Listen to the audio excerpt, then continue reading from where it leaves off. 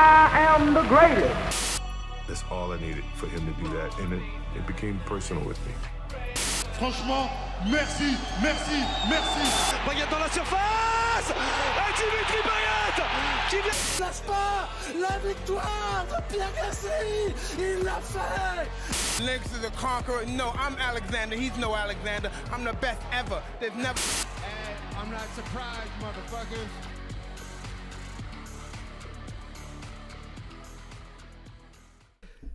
Bonjour à tous et bienvenue dans votre nouvelle émission qui s'appelle Cardio, donc une émission de sport qui sort, je pense que ça sortira tous les mercredis, ici sur cette chaîne, la chaîne du clap, c'est bien fait. Donc c'est une petite émission, on va essayer d'avoir un format assez court. Donc avec moi j'ai deux invités que vous avez déjà vus sur le clap. On va commencer avec Rubens. Comment ça va Rubens ? Bien et toi ? Ça va très bien. Et toi, l'autre invité, le présentateur actuel du clap, votre présentateur préféré des présentateurs préférés. Céder sa place pour parler du sport. Ben moi ça va, écoute, hein, j'ai passé une bonne semaine. Une bonne semaine ? Ouais. Ça va, On mange tranquille. Gucci cette semaine en termes de... Enfin, moi En je suis là termes pour d'infos, un certain sport. Moi je suis là pour un certain sport. Moi je mange Gucci. J'ai pas encore fait le résumé que tu spoil déjà. Exactement, je suis désolé. Mais du coup, je suis Cédric, vous m'avez déjà vu dans le clap. Je suis votre humble présentateur de sport. On va parler aujourd'hui des NBA Games Paris. Donc le match des Detroit Pistons contre les Chicago Bulls qui a eu lieu hier soir à l'Accor Hotel Arena de Paris. C'est ça. Et on fera une petite section news aussi avec un autre invité que vous aurez plus tard dans l'émission. Est-ce qu'il serait pas à côté de nous en ce moment même? Est-ce qu'il serait pas en train d'enregistrer le son? Est-ce qu'il serait pas dans cette pièce avec nous actuellement? Mais du coup, oui, on fera une petite news UFC parce que la semaine a été chargée en news.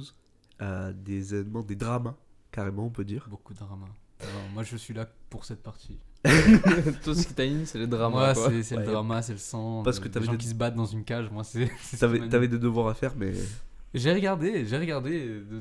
Et voilà. Mais, en parlant de ça, on va commencer. Donc, on va commencer avec les avis de chacun sur les NBA Games qu'il y a eu hier. D'abord, un petit historique de notre expert Rubens.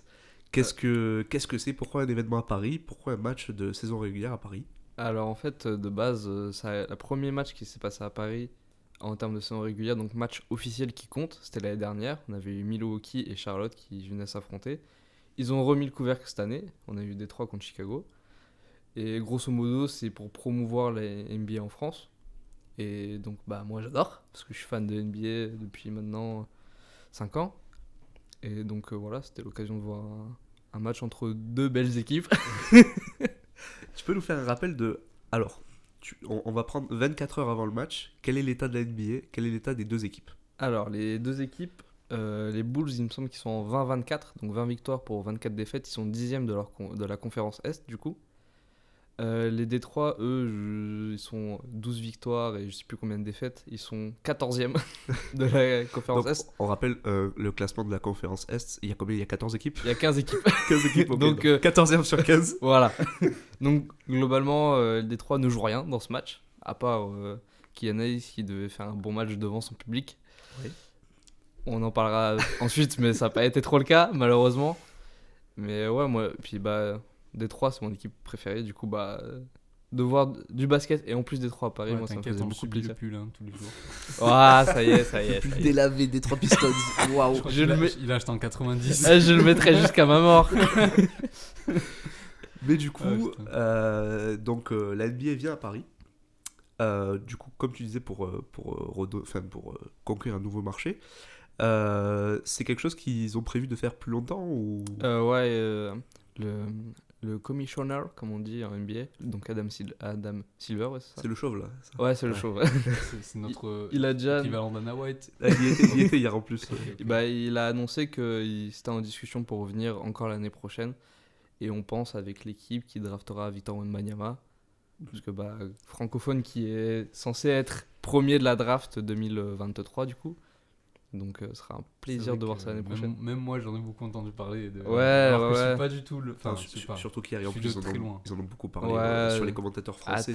Il y avait un Canadien. Un Québécois, pardon. Ouais. C'est Georges Eddy, le commentateur, tu parles? C'était Là, dur. je sais pas s'il est canadien, mais genre, en tout cas, il est anglophone qui parle français. Alors, C'était très dur. De quoi? Parce que tu parles d'une légende quand même du, Ah, du sûrement. basketball. Et on va faire un petit rappel, c'est que Ruben c'est un fan de NBA et avec Ouais. Steven, c'est casual. Steven, vraiment- Steven et moi on est un peu des casus. Moi je Bah, toi, suivais un peu- au toi, début un peu des années moins que moi, 2000. Je suis genre 1 ou 2 matchs par saison, souvent les finales, mais très peu quoi. Et Moi, j'ai suivi vite fait un peu les playoffs l'année dernière. J'ai suivi un très beau match Dur. Celtics, Celtics Nets. qui était fou, le premier Game 1 Game était One, fou. il était fou, ouais. Et j'ai voulu continuer, finalement le reste n'a pas été du tout comme je l'espérais. Et ça m'a mis vraiment une balle dans le pied. Je me suis dit, bon, ben, si c'est ça tout le long, ça va pas être ouf. Et j'ai arrêté de regarder les playoffs quand les Bulls se sont fait sortir. Alors que les playoffs étaient fous cette année-là. Mais... Nous, les Bulls, on a réussi à arracher.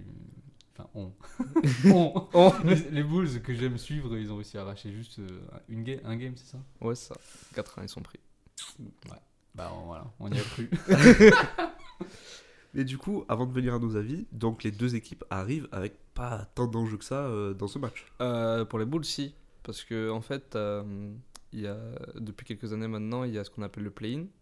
Donc, en gros, du 7e au 10e, en gros, il y a un mini-tournoi pour qu'ils puissent accéder en playoff. Donc, maintenant, Ouais. même si t'es 10e, tu peux aller en J'ai playoff. suivi le tournoi, les play-in des Cavs l'année Ouais. dernière. Mais voilà, c'est ça. Et ils se sont fait sortir par Par les Nets, justement. Justement, et c'est Voilà. pour ça que j'ai suivi les Nets après. Voilà. Tu vois, c'est. Et du moi, je suis coup- dans un tournoi casu. Et du coup, Chicago, comme ils sont 10e et qu'ils sont pas très loin du top 7, 6 même, eux, ils avaient beaucoup à jouer. Chaque victoire, eux, compte parce que ils veulent quand même aller en playoff. Quand t'as DeRozan et Zach LaVine qui sont 2 All-Stars, normalement, tu vises quand même plus que la 10e place, quoi.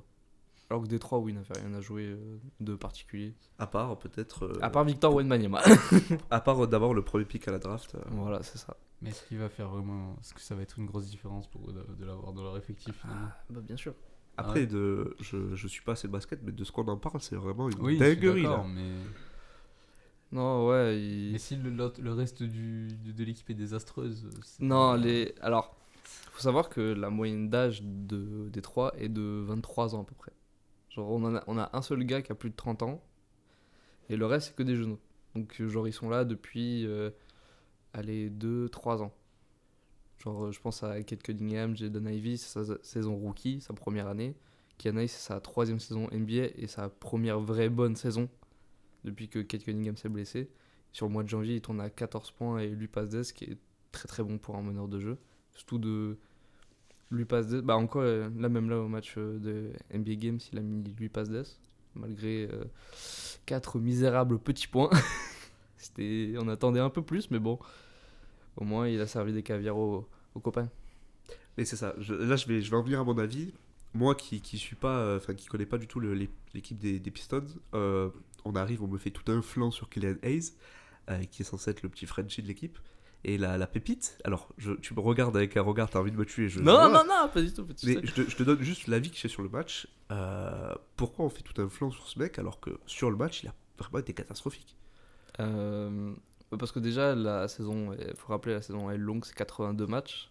Donc là, c'est une mauvaise performance parmi tant d'autres. Et Sachant que le début de saison, il était pareil, il était catastrophique au tir. À un moment, c'était insoutenable. Mais est-ce que c'était pas le moment de briller justement? Ah si, c'était clairement, c'était son moment normalement. Parce devant que son public, mais... on va faire un parallèle avec l'UFC Paris parce qu'en termes d'événements, c'est un peu pareil. C'est au même endroit surtout. Ouais. Là où à l'UFC Paris, tous les Français ont brillé, même s'ils ont pas eu certains n'ont pas eu des performances folles. C'était quand même le moment de briller pour que aux yeux du public, parce que c'est quand même un sport étranger où le public français s'intéresse, mais pas la grande majorité du public. C'était quand même le moment de briller. Et est-ce que c'est pas raté pour Killian Hayes là? Est-ce qu'il s'est pas genre tiré une balle dans le pied? Je pense que cette occasion-là de jouer à Paris, enfin en tout cas avec son équipe, pression peut-être, non? peut-être aussi la pression, parce que même il fait un speech en avant le match avec Tony Parker, donc vraiment la légende française en termes de basket, quoi, tu peux pas faire plus. Et je pense que peut-être un peu trop de pression, mais après ça reste quand même juste un match dans une saison régulière, donc certes le rendez-vous il est manqué, ça on peut pas le nier, mais la saison est encore longue et faut pas oublier que, enfin moi qui suis la NBA, Giannis, il fait un gros mois de décembre et un gros mois de janvier. Donc je pense que c'est juste un trou d'air qu'il a eu malheureusement à Paris. Mais bon. Dommage pour lui. Oui, bah dommage pour lui parce que c'est sûr que ça arrivera pas à deux t'as fois. je l'ombre pense. d'un autre français, t'as l'ombre de Victor Wanyama Bah, c'est sûr. qui était genre à côté du terrain et qui a plus brillé que lui, quoi. Bah parce que oui, on parlait Triste. Victor Wembanyama qui Il va joue serrer pas. qui va serrer la main à Magic Johnson et tout. Bah oui, mais D'ailleurs, beaucoup du beau monde. il y avait la belle légende. Ouais. Il y avait de la légende, il y avait aussi de la F1, et on a eu, Ouais, on a eu Pierre Charles Gasly, Leclerc. Charles Pierre Leclerc, ouais. Gasly. Ça m'a fait rire, hein, Bah, le Pierre Gasly, selfie. Charles Leclerc qui était à lui, c'est Paris. Ouais, mais là il y avait aussi Esteban Ocon. Il y a eu un selfie entre Pierre Gasly et Esteban Ocon.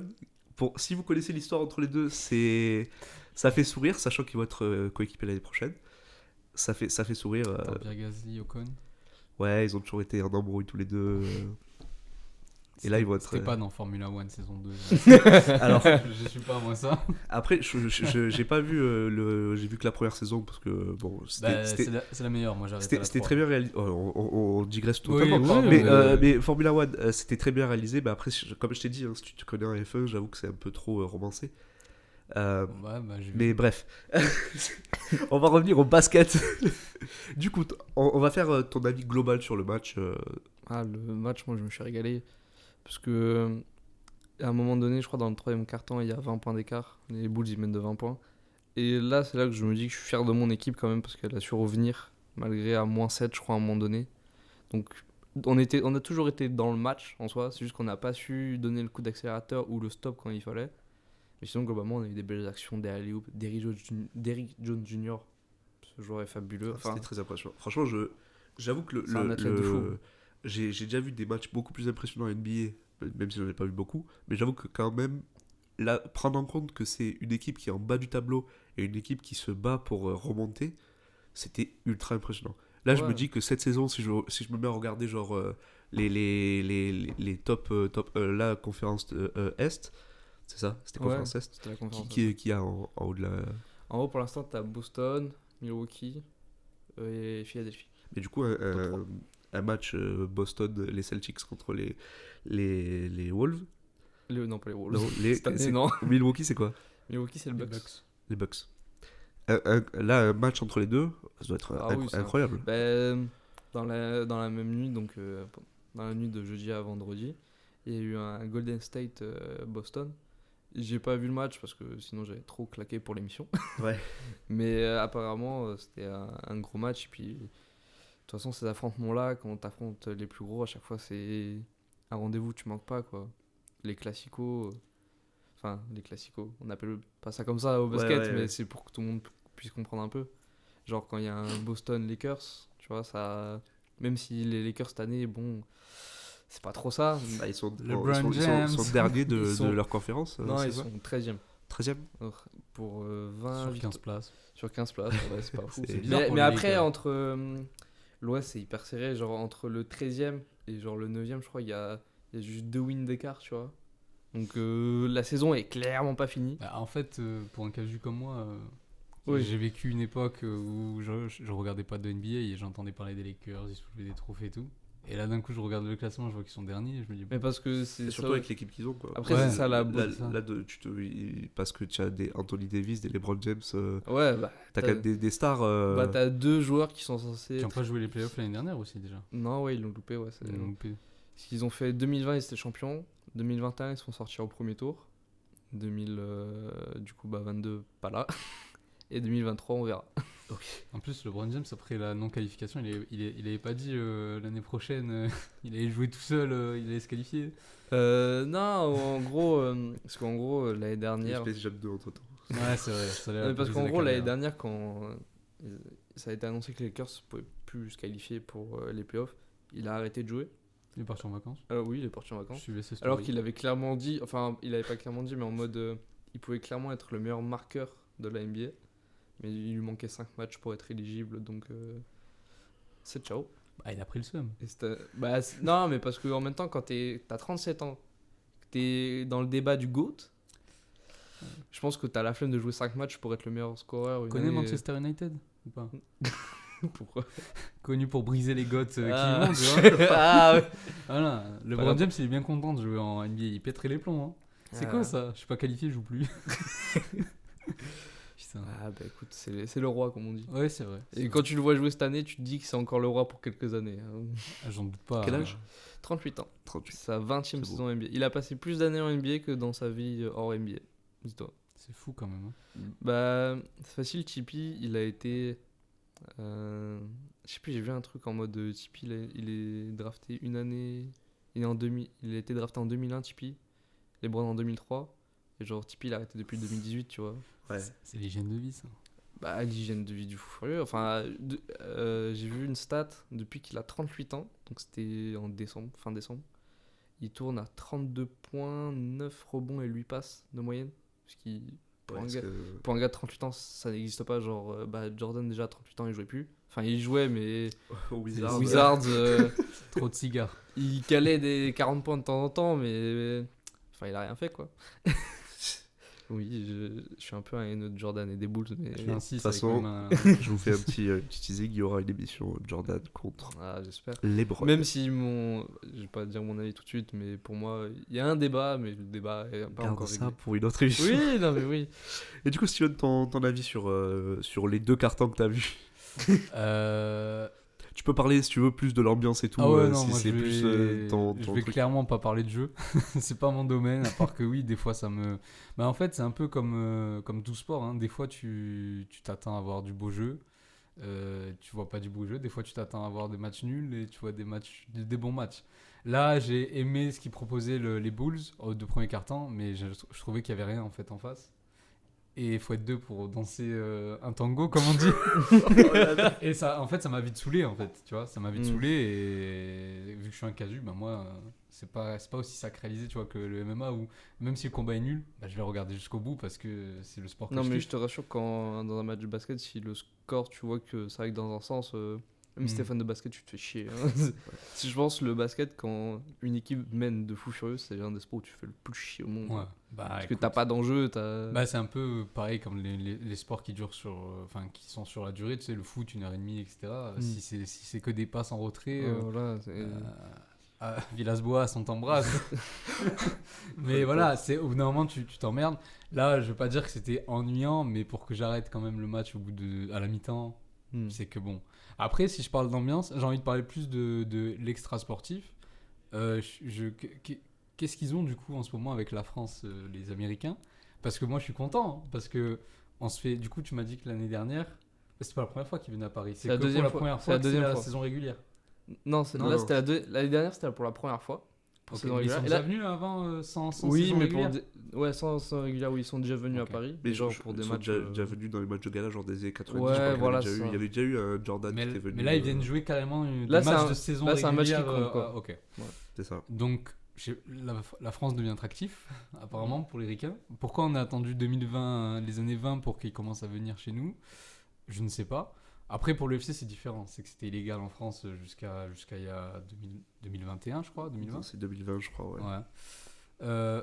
Mais en tant que fan de sport, ça fait que plaisir parce que déjà, comme vous m'avez dit, l'ambiance. Bon, après, moi, j'ai pas reconnu les légendes du basket qu'il y avait, tu vois, à part Tony Parker. T'as pas Ouais. reconnu Magic Johnson? Il a pris du poids, mais quand même. Non, moi, je te reconnais toujours le que même sourire. je te reconnais que Shaquille O'Neal, Tony Parker et Michael Jordan. Et en plus, il y avait aussi Joachim Noah aussi. Je sais qui. Joachim Noah, c'est pas qui ça, Non, Joachim C'est Noah le fils de Yannick Noah qui avait fait une carrière au Bulls, justement. Il a été défenseur de l'année et tout. Ouais, non, mais ça va trop loin pour moi. Et Ton justement, père, il est tennisman, il fait de la musique et lui, il fait du. Ah, du le pire, basket. c'est que le père de Yannick Noah, c'était un footballeur aussi. Non, mais vas-y, c'est quoi cette famille là? c'est une famille de sportifs. Ah, c'est une famille de fous furieux. Mais non, mais par contre, il y a eu. Bah après, la NBA, c'est plus attractif que l'UFC. Encore aujourd'hui, même en France, si ça devient un Bah, sport.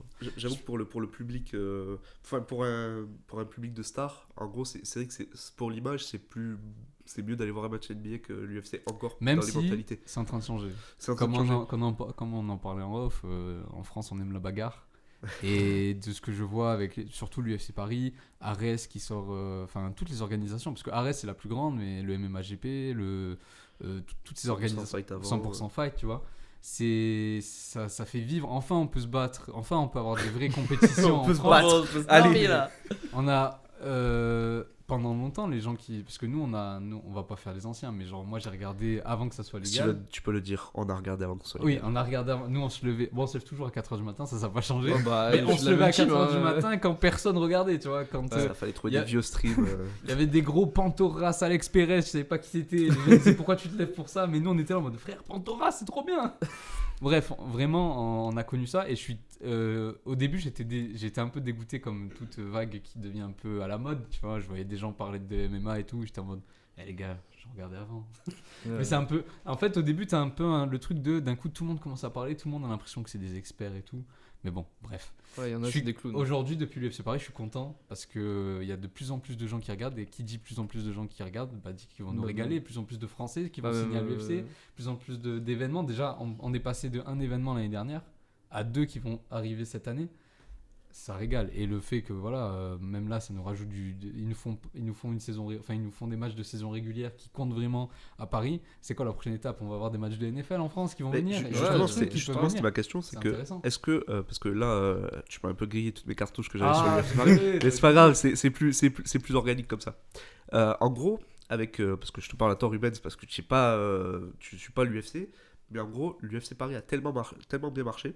Record de l'accord Hotel Arena au niveau vente de tickets, tout ça. Ok. Il y avait 200 000 préachats de vente, Ok. Ah ouais. donc ils ont été obligés de bloquer. Donc C'était 200 pas sold out en 1 heure ou 2 En quelques minutes, Ouais, même. quelques minutes. Genre, il y avait 200 000 personnes qui étaient dans la file d'attente, c'était déjà sold out. Oh ouais, ok. Donc Ah ouais. c'était vraiment un gros événement.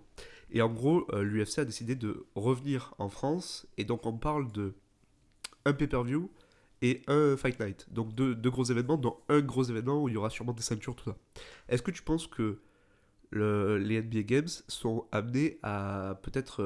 le Paris est amené à accueillir peut-être plus de matchs de saison régulière, ou carrément peut-être un match de finale, ou peut-être un All-Star Game? Déjà, tout ce qui est playoff, non. Parce Ok. que en playoff, l'avantage du terrain, c'est Ouais. trop important. Parce que là, on l'a bien vu. Normalement, le match est censé être un match à domicile pour Détroit. On a clairement vu qu'il y avait plus de fans de Bulls, donc ça comptait pas trop. Et là, en playoff, c'est trop important. Saison régulière, je vois mal deux matchs, sachant qu'ils font aussi des matchs au Mexique. Ouais. Et ils veulent se déporter dans d'autres pays. All-Star Game, moi, je pense que c'est le plus probable. Ça me plairait bien. Après, il parlait aussi d'un tournoi pendant la saison régulière. Donc peut-être que Paris pourrait accueillir l'un de ces matchs. Ils ont pas déjà assez de matchs aux joueurs Oui, non, mais... Ils tournent pas 84 matchs par Non, saison mais en fait, ils veulent baisser le nombre de matchs en saison régulière. Donc plus à 82. pour mais- rajouter plus de tournois. Pour rajouter un tournoi, justement. Mais on sait pas encore exactement qu'est-ce que jouent les équipes, quoi. Moi, ça m'a toujours. Ça, c'est vraiment. Après, je sais pas si c'est un défaut, mais ça, c'est vraiment à chaque fois que j'entends la stat de combien de matchs ils font un match tous les 2 jours pendant un an. Ouais, Ça, à bah, chaque non, fois, c'est je me dis, impressionnant. mais c'est fou quand même. En termes de. bah, surtout que... Et le pire, c'est que. Est-ce qu'il y a, Dans est-ce qu'il y a leur pays. énormément de grosses blessures dans ce sport ou pas? Énormément, c'est-à-dire qu'il y en a, Euh, une cinquantaine par saison, il n'y en a pas. Ou je me trompe? Genre Ça, là, si. parmi les grands Si. joueurs, Bon, tu bah. m'as dit Anthony Davis Anthony Davis, il est blessé. est blessé. Euh, T'as d'autres grands joueurs qui T'as sont toujours blessés? Kawhi Leonard, tu sais jamais s'il est blessé, s'il va bien, machin. T'as la Melo Ball, la jeune star des Charlotte Hornets qui s'est là blessée il y a 2 jours. Non, t'as toujours des grosses blessures dans la saison, ça c'est inévitable parce que quand tu fais des allers-retours dans tout le pays, C'est ça aussi. ton C'est corps, que il tient pas, hein. si c'est comme en Ligue 1, tu te dis bon, vas-y. S'ils Bah, font un match tous les 2 jours, tu te dis ok. Mais là en plus, tu dois prendre le voyage quoi. Ouais. Si tu fais Parce que si on compte au foot, alors sur ta saison régulière, tu vas faire c'est 33 matchs. 33 matchs. C'est un match par Plus, semaine. voilà, un match par semaine. Plus, après, si tu joues à Coupe de France, bah, c'est 2 matchs par semaine jusqu'à ce que tu te fasses éliminer. La Ligue des Champions. En fait, si tu joues tout en France, tu joues Coupe de France, Ligue 1, Ligue des Champions. T'as 3 matchs par semaine. T'as combien de matchs en NBA par semaine? Par semaine. Bah t'es à 4, ouais t'es à 3-4. Ça va. En sachant que pas toutes les équipes jouent 3 matchs. Hein. Mais surtout que là, t'as pris un exemple que personne. Ouais, personne ne fait ça, tu vois. Sérieux Personne Ouais, en Coupe bah, de France, c'est Ligue des Parce que, Champions. encore, parce que là, en gros, je parle juste. En gros, la saison commence en octobre et termine en avril. Mais après, t'as les playoffs qui Ouais. s'étirent jusqu'à juin. Ouais. Tu vois, en fait, c'est un grand marathon C'est pour ça que. Après, ils ont combien de mois de vacances, enfin de repos Bah, aussi. du coup, de mi-juin à mi-octobre. Ça va quand même. Bah, en vrai, ils récupèrent, mais bon. Ouais, mais, Bah, Mais bon, tu dois rester en forme même pendant tes vacances et tout, par tu vois. exemple, dans des joueurs plus vieux, ils se blessent plus facilement. Même LeBron, Russell Westbrook, on dit que c'est des cyborgs. Tu vois qu'avec l'âge, ça commence à se blesser. Ouais. C'est plus fragile. Bon, ils ont Ah, une c'est hygiène de normal. vie de fou furieux. Mais donc, après, c'est normal, le corps, au bout d'un Non, moment. mais c'est totalement normal. Mais Tu c'est pour, vieillis, c'est pour voir que le forcément. rythme en NBA, je sais pas s'il y a un autre sport qui met autant de rythme dans les matchs. Non, quoi. je pense pas. Je pense pas, non. parce que. Ah, c'est que des j'ai allers-retours, pas- hein. j'ai pas du- Après, il y a des sports obscurs, genre, je sais pas, genre, je regarde pas le cricket, tu vois. Ouais, des ça se trouve, comme ils font tu un vois. match tous les jours, T'as tu vois, entendu ça, je tu sais vois. pas, mais. Parce que même en NFL, je sais pas combien t'as de matchs parce que- qu'il faudrait voir. Je crois que- Imagine, l'expert, tu es un joueur de New décoré. York, tu peux faire New York, tu fais New York, Los Angeles, après tu vas à Houston, après tu vas à Portland dans le nord des États-Unis, puis tu Ouais. reviens chez toi. C'est des allers-retours de fou. Vu que furieux. le NFL, c'est à peu près le même système que la NBA, je pense que c'est pareil. Hein, Mais du coup, on va Je sais arriver pas le nombre de matchs à. en NFL. On va arriver à. J'ai deux questions. D'abord, la première, on a vu que l'UFC Paris, ça a grandement popularisé le sport en France, notamment les organisations françaises. Est-ce que tu penses que, comme l'UFC Paris a fait, est-ce que de faire des matchs de saison régulière de NBA en France, ça peut mettre la lumière sur le sport en France, genre l'Euroleague, tout ça, ou ça va rester, les gens vont rester sur la NBA? Bah en fait, à la grande surprise de tout le monde, c'est pas forcément les NBA Games qui ont mis la lumière sur le basket français, c'est Victor Wembanyama. Ouais. Parce que depuis cette année, justement, la NBA diffuse les matchs de je sais plus, c'est la Jeep Elite, je crois. Et du coup, ça met la en lumière NBA a acheté plein- les droits Voilà. de cette ligue Alors qu'en de France, diffusion alors pour la qu'en France, diffusion. personne diffuse. Personne diffuse en France. Ce qui est honteux, c'est- on a fallu attendre Victor Wembanyama pour faire ça, ce qui est quand même fort pour un gamin. Et Ça montre l'importance qu'on donne au basket en France. ouais, et puis l'influence aujourd'hui du jeu européen et même international, c'est pas du tout la même que dans les années 90. Aujourd'hui, t'as 150 joueurs qui sont pas américains et tu regardes les stars, c'est plus forcément des américains. C'est un peu pareil. De toute façon, les derniers MVP, c'est quoi? Les 4 derniers sont C'est ça, c'est des américains. Europe de l'Est, c'est ça? Bah, t'as 2 fois Yanis, donc grec, et t'as 2 fois Jokic qui est serbe. Serbe, ouais. Et qui est bien parti pour gagner le 3e fois d'affilée. Si tu regardes l'UFC, pendant un moment, c'était ricain brésilien. Hein. Ben là, l'UFC, il Là, y a maintenant, plus de champion il n'y a plus africain de champion africain depuis cette année. depuis Aucun. le départ de Ngannou. Tu as un champion. T'as un russe qui Ouais. est Islam Makhachev, t'as Volkanovski qui est australien, Australien, ouais. t'as Figueiredo qui est brésilien, C'est ça. t'as du coup bah là en poids lourd il n'y a plus personne, en light heavyweight il n'y a plus personne, en middleweight c'est un brésilien Brésilien. aussi, et en welter c'est un Anglais. anglais. Et on oublie Sterling aussi. Sterling qui est américain du coup. Américain, américain, jamaïcain, Ouais, c'est ça. jamaïcain ouais. Mais pendant un moment ça a été beaucoup de ricains, beaucoup de brésiliens. Et là, c'est justement ce qui est intéressant dans la période de 2015, etc. C'est que les champions qui étaient. Enfin, il y avait plus que. Il y a un moment à l'UFC, on en parlait, il n'y avait plus un Américain qui était champion dans leur organisation américaine. Cédric. Du coup, là on parle de l'UFC du coup qui a réussi à s'implémenter en France. On parle de l'NBA qui a réussi à s'implémenter en France, même si ça reste des événements plus rares pour l'NBA. C'est un match par saison. Est-ce que vous pensez, je sais pas, en termes d'infrastructure, je sais pas si c'est possible, mais est-ce que vous pensez que ça peut se développer avec le reste des sports américains et notamment la NFL? On sait qu'il y a une petite base il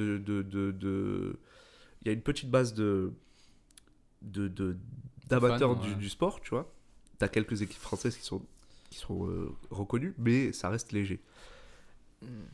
Moi j'ai mon avis sur la question. Est-ce que ça serait pas justement le moyen de développer le sport en France? Alors, c'est le moyen de développer le sport, surtout ces sports comme tu sais le football américain, le baseball par exemple. Mais Le baseball, ça reste vraiment de niche par c'est rapport très de niche, mais même le football américain. En fait, ce qui fait que je suis pas sûr aujourd'hui, quoique tu fais un truc de NFL en France, je sais pas si tu le sold out en une minute, tu vois. Ouais. Tu vas le sold out, sûrement, parce qu'il y a au moins 100 000 personnes Après, qui déjà, sont fans en le France. stade aussi. C'est Faut un le peu stade le- aussi, tu vois. c'est le- Après, pourquoi? Oui, pour créer quelque chose chez les gens. Tu vois, par exemple, le UFC Paris, on en parlait. Ça a créé quelque chose chez les gens. Tu vois, des gens que je connais qui ont vu ça et qui se sont dit putain, mais l'UFC c'est trop bien. UFC, pas MMA, pas le sport. Je sais pas si tu te rappelles, mais on était ensemble, Ah, on était à un anniversaire. Ouais. Toutes les personnes dans le resto se sont levés quand Cyril Gane termine Tuivasa. Ouais. Tout le monde dans le resto se levait, alors que c'était des gens qui ne suivent pas le MMA. Ah ouais, c'était des gens juste qui regardaient. Mais il y avait cet engouement de... Parce qu'après, c'était porté par un Français aussi. Ouais. C'est ça aussi le truc, c'est que si on a une star française en C'est NFL... le point que je voulais aborder. C'est ça. Pour moi, un sport qui vient pas d'Europe, s'il n'est pas porté par un Français, c'est trop dur. Tu regardes... moi, l'UFC, moi j'ai connu ça, Cyril Gane. Tu vois, moi... Quand j'ai connu Cyril Gane, j'ai connu du coup l'UFC de nom parce que je regarde pas. Mais basket, ok, c'était quand même de base connu dans le monde, mais Tony Parker a quand même. Ouais. Merci pour les travaux, tu vois. Et genre, merci pour l'album de rap. Merci aussi pour le feat avec Booba. Les steaks grands comme la Croatie. Mais genre, j'adore. La NFL, tu vois, j'y connais rien du tout. Je sais pas s'il y a un Français qui joue là-bas, tu vois. Genre, je sais pas s'il y a une. Je sais pas. On demandera une intervention de Grégory. Spécialiste tu vois, technique. mais tous ces sports-là, ils ont besoin pour moi d'un représentant français pour que ça ait une influence en France, tu vois. Qu'on puisse se reconnaître dans un joueur, tu vois. Parce que, ok, dans les années 90, je te reconnais dans Michael Jordan quand il va à Barcelone. Mais quand même, quand t'as Tony Parker qui arrive et qui défonce tout, et que t'es français, tu te dis, ah ouais, en fait, le basket, c'est peut-être incroyable, tu vois. En fait, pas forcément un représentant français de ton pays ou quoi. Juste, par exemple, regarde moi, ça a été, comme beaucoup de gens, ça a été McGregor.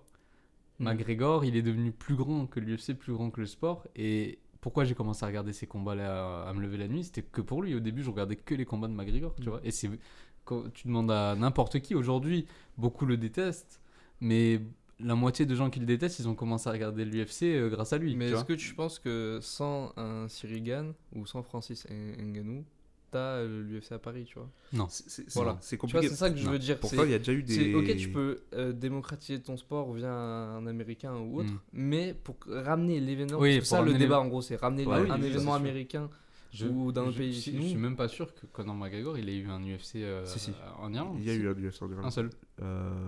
Ouais. Bah après, il était tellement grand aussi qu'il pouvait plus se permettre d'aller. Mais le truc, c'est que pour les Français, il faut surtout un Français, mais qui soit une star. Parce que le problème, c'est qu'en France, à l'UFC, on avait des Cyril Diabaté, des Cheikh Congo. On a eu des Français à l'UFC qui ont... Cheikh Congo, il a eu une bonne carrière à l'UFC, Cyril Diabaté. Un combat qu'on parle encore aujourd'hui, légendaire.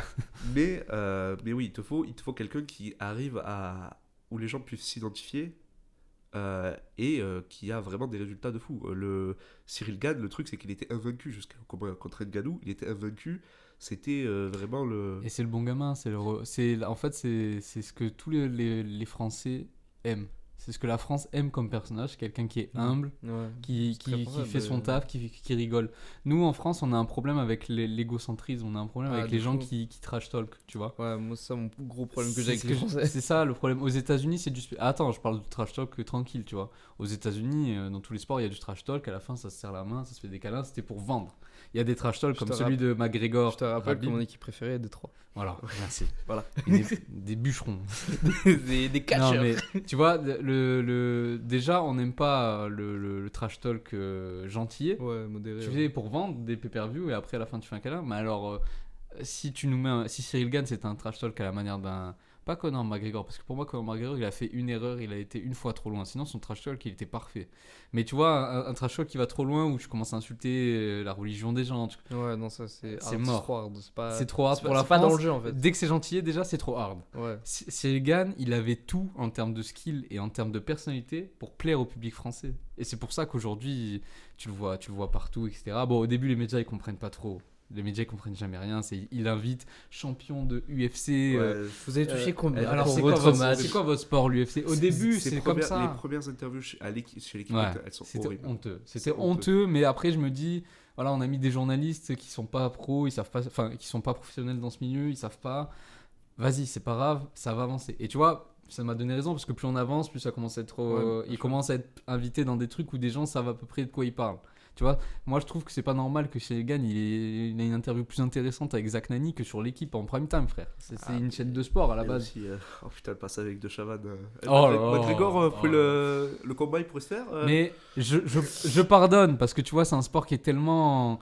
Quand déjà le gouvernement de France a tellement mis de côté pendant très longtemps que. Le gouvernement, c'est surtout un Tout- boycott de la fédération de judo. Mais bon, ça, Vas-y, c'est un autre les débat. judokas ils sont partout. C'est Teddy Riner qui voulait pas que le MMA vienne. Je te le dis, Teddy, si on se croise, je te fais un câlin.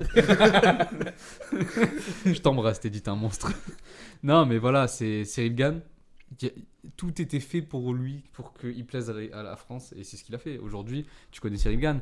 Heureusement, grâce à Cyril Gann, grâce à son main event à l'UFC Paris, bah, tu connais peut-être Benoît Saint-Denis, tu connais peut-être Fares Diam, Nassourdine Mamov. Et William Gomis. Et William Gomis, qui lui a signé qui a signé pour cet événement et maintenant qui est à l'UFC. Mais Et ouais. du coup, un mot pour avant de passer sur notre deuxième partie qui sera concentrée à Cyril Gann et à l'UFC, un mot pour terminer sur l'NBA et l'NBA à Paris. Peut-être un coup de gueule de ta part, je crois. Non, mais un petit coup de gueule parce que je trouve que les Bulls ont trop été mis en avant comparé à Détroit. On sait qu'on est un peu les mal aimés de la ligue, mais bon, écoute, c'est comme ça. Enfoiré. Non, et puis regardez de la NBA, apprenez. Surtout, c'est beaucoup d'apprentissage de la NBA, savoir d'où ça vient. Des grands noms comme Bill Russell, ça dit peut-être rien à beaucoup de gens, mais sans ces gens-là, il y a beaucoup de choses dans le monde que vous connaissez qui ne se feraient pas. Et bonne chance à Victor pour l'année prochaine. Merci, Merci, le Metz. monsieur. Et du coup, on se retrouve tout de suite pour la deuxième partie de l'émission avec un nouvel invité. Transition. Du coup, le deuxième sujet avec un nouvel invité. Donc, on va présenter le nouvel invité. Yann, première fois sur cette chaîne, le clap. D'habitude, t'es derrière. Là, tu es devant. C'est ça. On voit pas ta tête, mais on t'entend. C'est un homme Comment ça va, mystérieux, Yann Yann. Bah, ça va très bien, écoute. Hein. Petit, Alors, ça va tranquille. T'es prêt à parler du UFC là? Je suis prêt. Est-ce que ça te démangeait de parler de l'UFC? Ah ouais, là Enfin, vous de parlez du MMA. UFC Paris et tout, c'était... Parce qu'on se tourne autour depuis 6 mois, on fait des trucs, on est On là, en parle. on est sur des On en tournages, parle. on en parle vite fait, on se dit putain, c'est quand qu'il y a l'émission là? Ah oui, Et on a des choses enfin à on peut dire. la faire. On a des choses à dire, quoi. Ah, il y a Et trop de quelle choses à dire. émission surtout? Ah ouais. Quelle news on a reçu? Est-ce que vous étiez prêt à cette news? Non. Pas du tout. Non. Donc je vais vous remettre dans le contexte. Nassourdine Mamov affronte Sean Strickland et une erreur, un problème technique sur l'écran géant de la T-Mobile Arena à Las Vegas apparaît la tête de Cyril Gann en face de celle de la légende John Jones. Qu'est-ce que c'est ça, Steven? Qu'est-ce qui s'est passé? Bah je vais t'expliquer ce qui s'est passé. L'UFC qui va démentir, qui a dit que c'était une erreur, mais c'était fait exprès. On connaît tonton Dana, on sait ce qu'il fait. Il est pas Non, en tout cas, grosse surprise, déjà c'est toi qui me l'as annoncé, parce que à ce moment-là j'étais d'anniversaire, j'ai pu regarder que Imavov. Quand tu m'as annoncé ça, j'étais en mode quoi, pardon? Gann, John Jones? Je fais what? Et ensuite c'est que le lendemain qu'on comprend ce qui s'est passé avec Cyril Ngannou, qu'il a pas re-signé, etc. Problème. Ça c'est grâce à l'interview de Dana après Imavov. Ouais, Strickland. exact. Alors, si c'est une erreur, big up au technicien qui est au même niveau que nous, chômeur, à présent. Et même si je pense que bon, tu fais pas une. C'est vrai que c'est très gros. C'est quand très même. gros quand même l'erreur. Parce que Le poster, il est déjà tout fait. Non, mais le truc officiel, c'est que c'était des tests, justement, mais bon, frère. Ils sont montrés à l'écran. Ouais, voilà. C'est bête de faire des Ils sont tests, rentrés à En plus, l'écran. tu fais ça de nuit, je veux bien. Ouais, là, ça, ouais, en plein ouais. jour. Là, c'est vraiment bête. C'est. Mais en tout cas, ouais, grosse surprise. Moi, j'ai très surpris et surtout, bah, du coup, très hypé. Et toi, Yann? Donc voilà, moi je l'ai vécu vraiment en direct. J'étais sur Twitter et d'un coup c'est arrivé. Tu regardais l'événement? Non mais j'étais Ok. j'étais sur Twitter et d'un coup j'ai vu la photo et j'ai fait oula. Enfin, vraiment là c'est fou quoi. Et c'est pas rien. Déjà pour le MMA français encore une fois. Parce que là on affronte vraiment une légende. C'est ça. Oui. du Petit, MMA. Bah- petit rappel de qui est John Jones. Donc 22-1 en carrière. Une défaite qui peut s'oublier, c'est pas une C'est pas défaite. une défaite. Une quoi. disqualification pour un coup de coude contre Matt Hamill. 22-1? Je crois que c'est 26 non. C'est 26. 26. J'ai pas le Sherlock sous les yeux, mais ça Je doit crois être que ça. c'est 26. C'est 26. Ouais, non, mais ça doit être ça. Je suis un mauvais présentateur. Non, ça. mais ouais, C'est une 26-1. défaite par disqualification qui peut. À cause de coups de. Est-ce qu'on ne parlerait pas de sa 12-6. dernière victoire? On peut. Justement. Ouais, on va y venir. Ça, on va y venir parce que justement, c'est. Alors attendez, je vais vous prendre le Sherdog là tout de suite. C'est ça, c'est 26-1. Désolé. Ça arrive.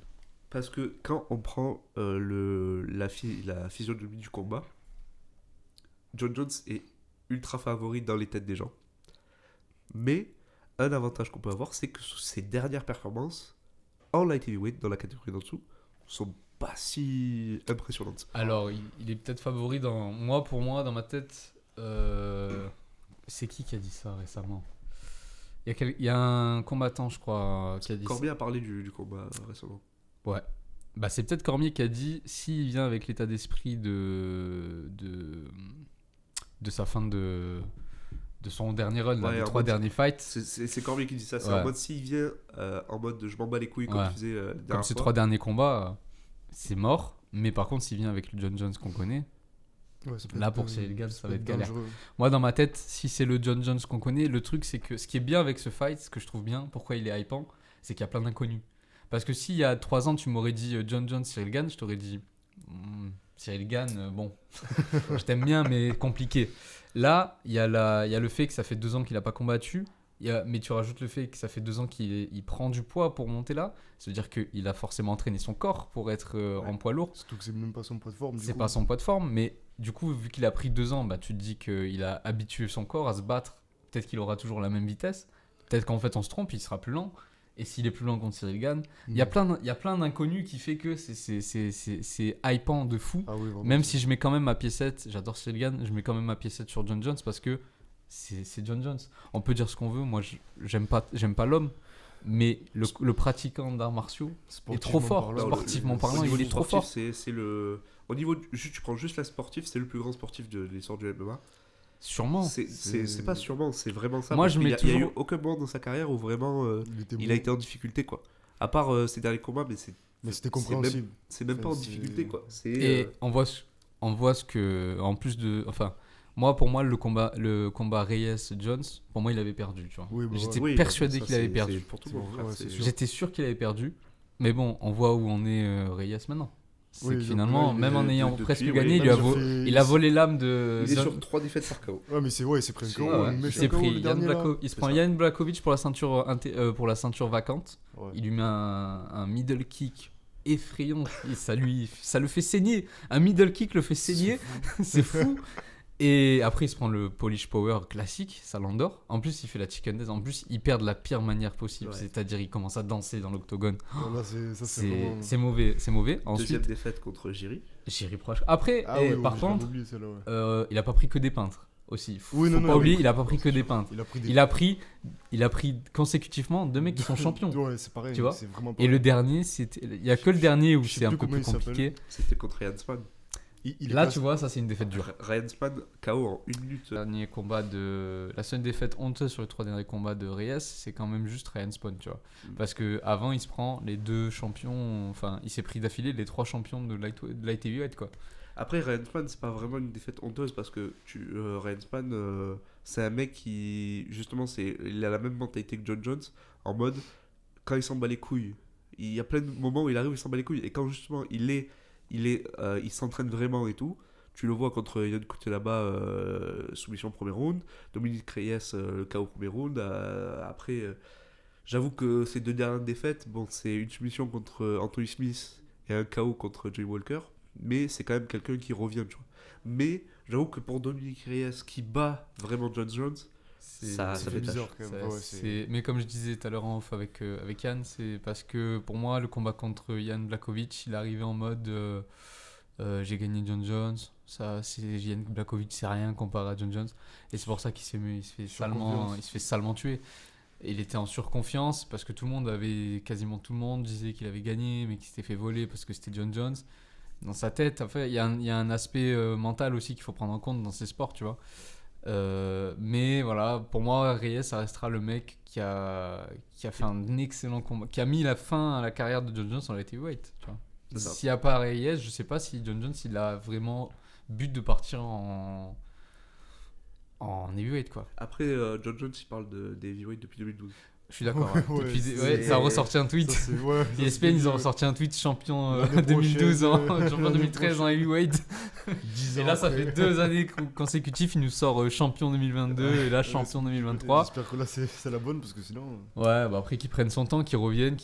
En plus, là, il est avec Cerudo. Ça me fait peur. C'est que là, je voulais qu'on fasse une liste des menaces de chacun, des points forts de chacun.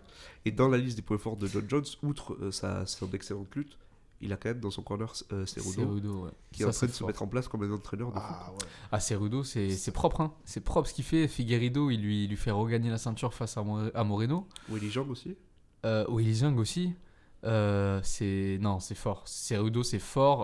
Voilà, je vais pas parler d'un certain entraîneur daguestanais parce que sinon je vais me faire tirer dessus. Mais Cerudo, c'est fort. C'est très très fort. Que là, on a vu et surtout qu'il apporte une vraie réalité de fighter. J'adore la vidéo la vidéo qui est sortie où ils sont juste au centre de l'octogone après leur entraînement et qui parle juste philosophie de combat. T'as l'impression que Cerudo, c'est un vieux moine. Il est là et l'entraîneur, quoi. Outre l'image qui se donne. Ah non, mais Cerudo, c'est un mec. C'est un mec qui est fort. En fait, j'aimais. Hyper intelligent au niveau du combat. Moi, ce qui me fait vraiment peur, c'est les images qu'on a vues. Quand ils sont en train de regarder tous les combats de Cyril Gane. Ah, mais ça c'est obligatoire. Oui, non, c'est sûr. Tu as un bon game plan, tu regardes. Mais c'est juste qu'il y a Cerudo. Là, il y a 2 mecs qui analysent. Et avec John Jones, ça fait. Quand tu vois ça, juste l'image, tu dis, ouais, ça va être compliqué au niveau. Ça va être chaud. Après, le truc, c'est que les avantages le gros avantage que Jones a sur Cyril, ça va être au niveau de la lutte.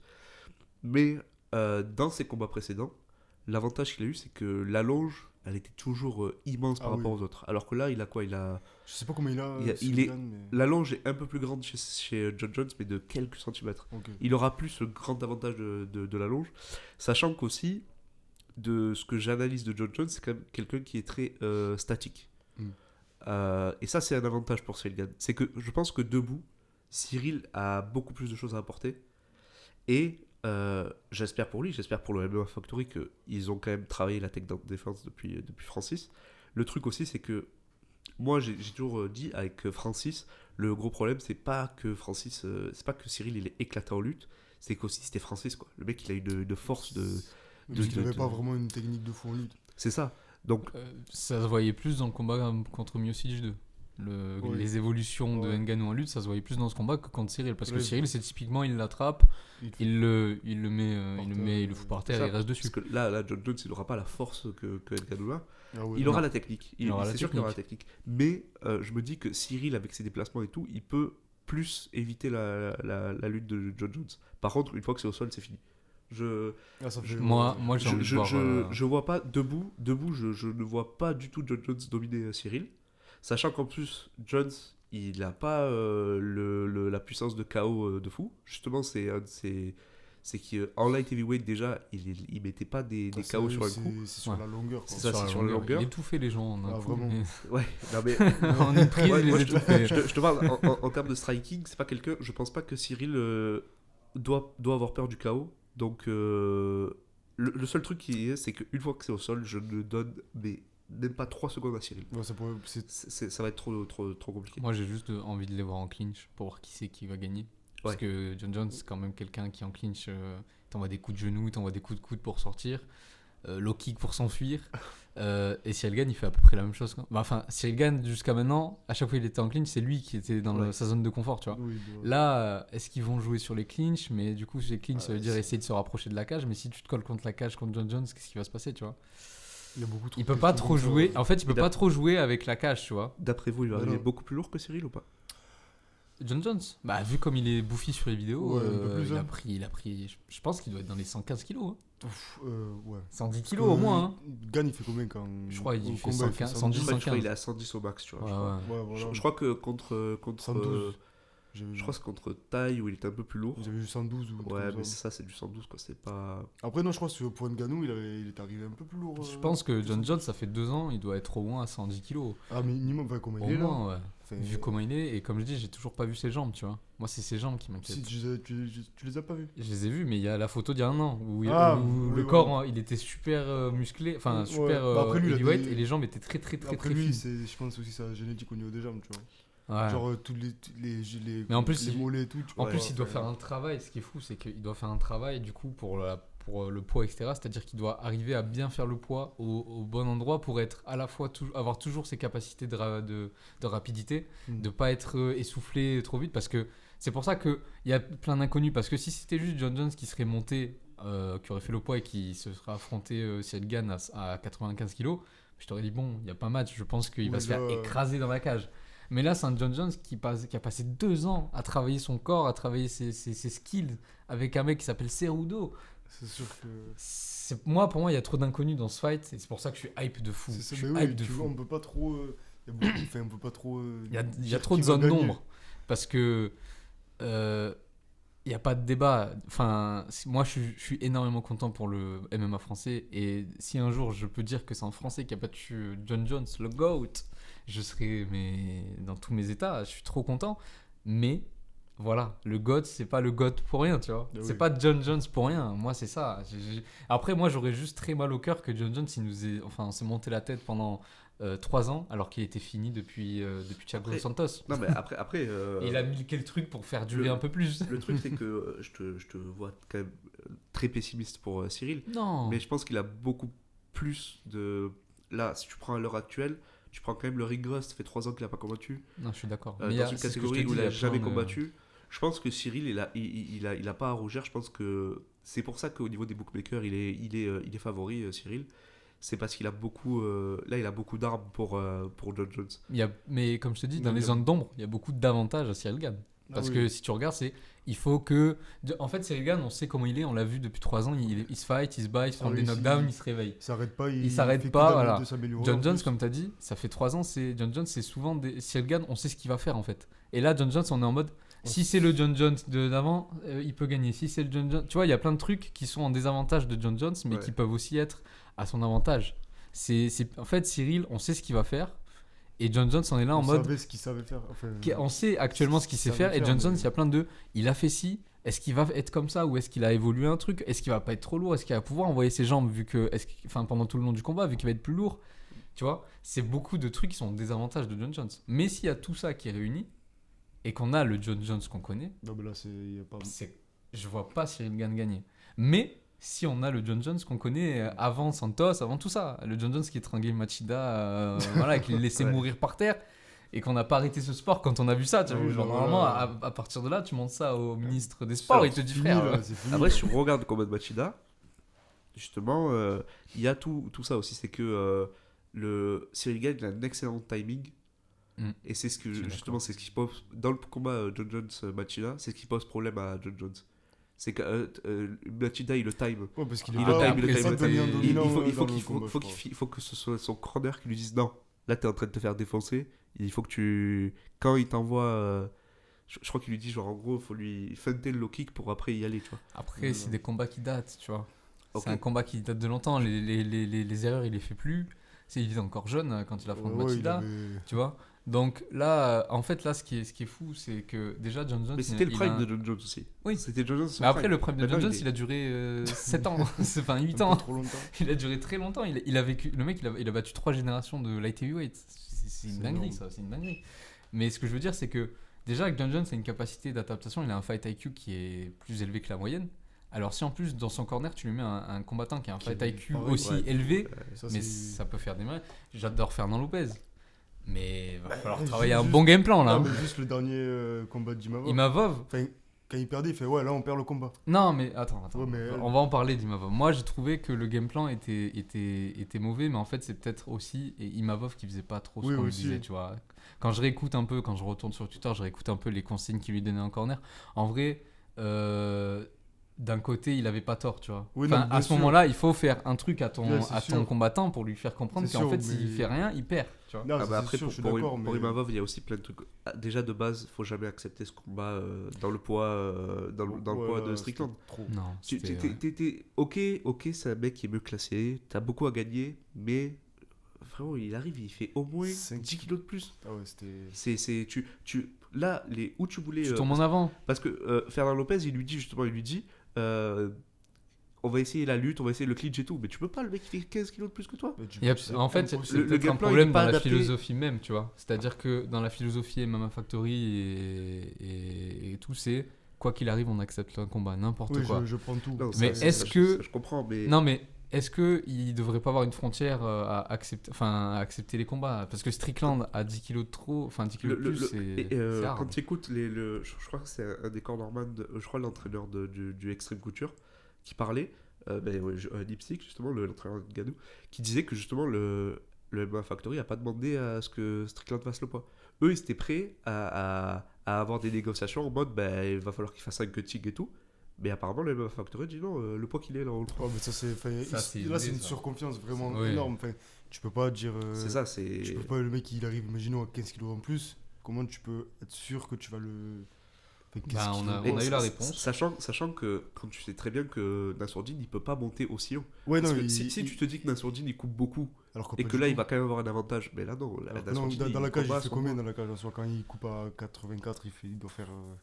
Franchement, je sais pas. Pas énormément. Plus, il est quasiment son après, dans les trucs que tu vois, dans les trucs où ils le suivent et tout, là, à la sueur, il coupe, je crois, c'est un coup de 10 kilos pour arriver à 84. Qui Imavov. Ouais, mais après, il est dans les 8-9 kilos, tu sais. Au combat, après, quand il revient le lendemain, je crois qu'il doit être à 90 kilos, un truc comme ça. Ouais, voilà, 95, enfin 92. Ah, quand même, en fait. Non, bah, ouais, mais comparé à l'autre, Strickland, il est arrivé, mais lui, il était déjà. Après, en fait, c'est ça, moi, que. Son combat et tout. Pour moi, la pesée et tout, c'est devenu n'importe quoi. Parce que tu vois des Paulo Costa qui arrivent, ils font 84 kilos, et le lendemain, il fait 120, frère. Ça, c'est un autre débat, parce que tu vois, il y a d'autres manières de gérer. Tu vois, au One, t'as beaucoup de combats qui sont annulés, justement, parce que c'est plus strict. Après, c'est un autre débat, c'est un autre. C'est un autre débat. En tout cas, moi, en ce qui me concerne, Ciryl Gane et John Jones, je pense que moi, j'ai tout dit ce que je pensais. Déjà, ce qu'on peut dire, c'est qu'aussi, si Ciryl le fait, je pense, sans m'avancer trop, c'est peut-être le plus grand exploit du sport français. Dans l'histoire du sport français, ça sera dans l'histoire du sport français, ça sera une des. Non, dans l'histoire du sport français, ça sera une des pierres à marquer. C'est l'équivalent genre d'une Coupe du Monde, mon frère. En vrai, ouais. Ouais, parce que c'est pareil. En vrai, ouais. C'est ça, parce si que tu bats John Jones, on sacralise le foot, mais là, dans un sport montant comme ça serait ce qui lancerait la légende du MMA en France, tu vois. Mais ça mettrait vraiment la France sur la carte. Vraiment. Exactement. Énormément. Si c'est un Français qui bat le GOAT. Il gagnerait John Jones et en plus il aurait la ceinture. Là, par contre, le seul problème, la seule ombre au tableau de Ciryl, ce sera Ngannou. C'est qu'il est parti. Ngannou, il est parti sans. Lui, il en a parlé. Beaucoup de fighters seraient en mode non, moi je veux qu'il revienne et tout. Ciryl l'a dit c'est le passé, ça c'est fait. Moi j'avance. Après chaque combat, j'avance. J'ai perdu, même s'il n'y a pas de revanche, ça me... Tout ce qu'il y a derrière lui, il a une mentalité, c'est pas grave. Et en fait, c'est comme ça que tu dois prendre un combat, en fait. Parce qu'en fait, on est dans une période aujourd'hui où, si tu regardes beaucoup de gens, tu suis des invaincus, et dès qu'ils perdent, ils sont nuls. Tu vois, Paulo Costa, regarde, il a eu une hype de fou furieux. Après, il jouait beaucoup de ça. Il était invaincu. Il arrive, il se fait battre en 2 rounds par Adesanya, alors que le mec, il a 12 combats. 12 combats, je sais pas si on se rend compte. Mais c'est peu dans une carrière. Il est jeune, il va faire plus de choses. Et il a perdu, mais t'as vu tout ce qui s'est pris dans la gueule. Il est devenu taré pendant 2 combats. Là, il s'est remis depuis Rockhold, mais, il était devenu fou. Il était devenu fou dans sa tête. Les gens, ils étaient là en mode, mais t'es éclaté au sol, en fait. Que même pas du tout. Après, il y avait l'événement Vettori aussi, qui avait l'événement contre Vettori, où genre. Il avait abusé, mais c'est après, parce que ça lui avait matraqué le cerveau à Adesanya. Déjà, Adesanya, parce qu'après, voilà, lui aussi, il est arrivé en full confiance. Il s'est dit, je fais 120 kilos, il peut rien m'arriver. Le mec, il est comme ça. Frère, c'est Adesanya en face de toi. Tu t'es pris un front kick, un coup de coude. T'es dans l'eau. Mais voilà, mais ce que je veux dire, c'est que c'est pas parce que tu perds ton invincibilité. C'est pour ça que moi, Khabib, dans le débat des GOAT, je le mets 5e, 6e. Mais ça, c'est notre. Parce que bon. C'est pas parce que t'as un vaincu, justement. Vu ce qu'il a affronté pour être invaincu. C'est aussi ça le débat. C'est ce qu'il a affronté après les 12-0. Il a eu un bon run, il a eu un bon truc, mais il a eu un bon run et à l'UFC et avant en Russie dans des organisations underground. Non mais tu vois, c'est pour ça que moi Khabib pour moi c'est pour ça que moi dans un top 5 des GOAT, il est mais il est 5ème. Ouais, il est pas vraiment voilà. pas. Il est vraiment pas au top. Enfin, même si George GSP ou quoi, OK, ils ont perdu mais GSP il a vengé toutes ses défaites. Islam Makhachev, je pense au moment où il prend la ceinture là, il a plus de chances d'être dans un débat des GOAT, tu vois. Même s'il a perdu. Il a plus de chances. Après il a fait qu'une là il a battu qu'Oliveira, mais voilà après, comment il bat Oliveira. Oui, enfin il le survole. De toute façon, ça, on le verra avec le combat contre Volkanovski. C'est ça qui va. Mais en tout cas, voilà, en termes de run, Islam est resté plus longtemps à l'UFC que Khabib. Il est arrivé plus tôt. C'est pour ça que je dis que dans un débat des GOAT, si Islam Makhachev terrorise s'il perdure dans la catégorie lightweight, ça pourrait être vraiment pour moi, il sera plus grand que Khabib, même avec une défaite. Parce qu'une défaite, ça veut rien dire. Regarde, GSP, il a 2 défaites. Oui. Certes, il les a vengées, ses défaites. Mais après, ça veut rien dire. Anderson Silva, il a quoi? Il a 5-6 défaites? Ouais, mais lui, il s'est arrêté trop loin, lui aussi. Voilà. Lui, il a abusé aussi de ses défaites. Mais même avant ce run, il a quand même des défaites. Avant son, oui, je suis d'accord. Mais il a 16 victoires consécutives. Ouais, mais ça, et après, il se blesse contre Weidman. Tu vois, pour moi, c'est ça la fin. Mais en tout cas, pour moi, j'ai très hâte qu'il y ait le combat. Je suis très hypé. Allez, j'allais vous demander, c'est quoi votre prono? Yann, je te laisse y aller. T'as l'air de savoir ce que tu veux. Non, en vrai de vrai, le cœur, ça serait Cyril Gane pour la France. Bien sûr. Mais si John Jones revient après 2 ans et boum, ceinture, ça serait fou. Ça serait vraiment fou. Moi, comme j'ai dit, il y a tellement d'inconnus dans ce combat que j'ai envie de partir du principe que certains trucs seront pas là concernant John Jones à cause du temps, à cause de la vieillesse, parce qu'on voilà. Donc je pronostique Cyril Gane vainqueur entre round 4 et 5. Tu vois un KO toi aussi? Je vois un KO. Un KO aussi. Ouais, je vois un KO. C'est ça, on en a pas parlé tout à l'heure, mais je pense que Cyril Gane peut le mettre KO. Je pense l'inverse, je pense que c'est pas possible. Je pense que John Jones ne peut pas mettre KO Cyril Gane, mais je pense que Cyril peut mettre KO John Jones. Et je dirais pareil. Et comme je dis, Cyril moi je vois avant une la décision après. Je sais pas là une décision pour moi. Ce sera décision KO. Ouais, mais comme je dis, c'est si vraiment toutes les inconnues que je dis, elles sont au désavantage de John Jones. C'est si le temps a fait son travail. Voilà. Mais voilà, je pronostiquais Cyril Gane KO au 4e ou 5e round. Eh ben, moi aussi, ça serait Cyril Gane, je pense 4e. On est unanime un peu. Ouais, c'est un peu unanime. C'est ça. Après, c'est le cœur qui parle. Ouais, c'est un peu le cœur. La France. Mais c'est comme j'ai dit, c'est les inconnus. Il y a trop d'inconnus dans ce fight. C'est trop d'un. Bon, eh ben, merci à tous d'avoir suivi ce premier épisode de Cardio. Donc, on ne sait pas encore si ça sera une hebdomadaire ou pas. On va y réfléchir. En tout cas, n'hésitez pas à nous donner votre avis sur l'émission, vous partager vos avis sur tous les sujets dans lesquels on a parlé. Et on se retrouve bientôt pour un prochain épisode. À plus tout le monde. Abonnez-vous. Abonnez-vous. Allez, bisous.